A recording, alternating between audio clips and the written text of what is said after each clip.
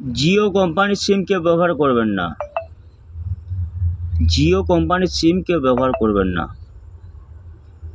ওরা টাকা নেবে, রিচার্জ করাবে, সব ঠিক আছে, কোনো ওটিপি দেবে না, কোনো কিচ্ছু দেবে না।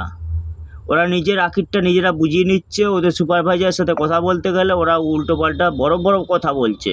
টাকা আমার নেবে, টাকা আমার নেবে, আমি রিচার্জ করব, আমার টাকা নেবে, অথচ ওরা বড় বড় কথা শোনাবে। আপনারা কেউ জিও ফোন ব্যবহার করবেন না, জিও ফোন ব্যবহার করবেন না একদম।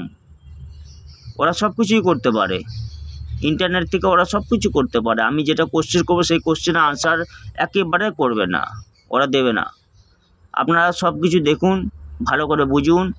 জিও ফোন ইউজ করবেন না, জিও কোম্পানিটাকে ইউজ করবেন না, জিও কোম্পানিটাকে ইউজ করবেন না।